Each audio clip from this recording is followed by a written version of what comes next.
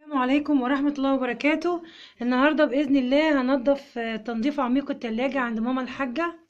زي ما احنا شايفين دلوقتي انا مليت البانيو وحطيت بريل وحطيت خل. هبدأ انا على الحاجة دي عبال ما ابدأ ان انا اغسل التلاجة ان شاء الله عند ماما الحاجة. يلا بينا نشوف مع بعض. دلوقتي انا بدأت افضي. دلوقتي هعمل خلطة معايا، هعمل بريل وهعمل خل وانضف باذن الله بحاجه كده، يعني ما تكونش بتخربش. طبعا اي سفنجه عندك يعني يكون اللي هو الجزء الخشن في السفنجه او السفنجه ذات نفسها، لان التلاجة يعني ايه عايزه تعامل بالراحه، يعني مش بسلكه والكلام اللي احنا بنشوفه ده، لا غلط. تمام. بس يا جماعه ما حدش يمسح التلاجات من بره بخل، غلط. جوه التلاجة عقميها براحتك واعملي اللي انت عايزاه، بس بسفنجه كده ايه بالراحه. لكن من بره التلاجة ميه مبلوله بسيط كده وهي مفصوله يا جماعه عشان ما حدش يتكهرب، ونمسحوها بميه عاديه ونشفوها كويس جدا. تمام. خليكم معايا بقى وانا بصور تصوير سريع باذن الله. دلوقتي هبدا افضي بقى باب التلاجة مع بعض. زي ما احنا شايفين كل حاجه هتتنقع معايا في البانيو بالبريل والخل.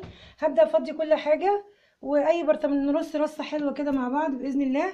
وهبدا افضي الديب فريزر معاكم كمان واحطه في الديب فريزر، يعني فريزر التلاجة هحط الحاجات ايه، ما ينفعش تسيبوها تسيح بره التلاجة يا جماعه، غلط.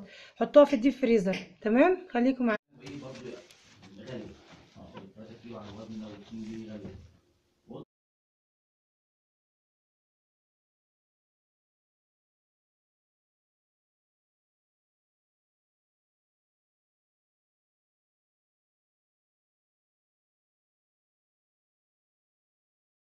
ورجعت لكم من جديد بعد ما نضفت معايا الفريزر بتاع التلاجة زي ما احنا شايفين.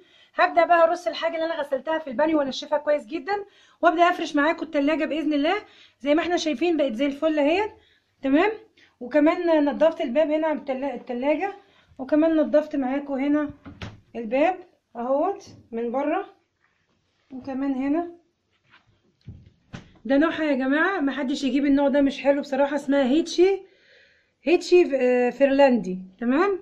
اهي زي ما احنا شايفين ده النوع بتاعها. تمام. اهي.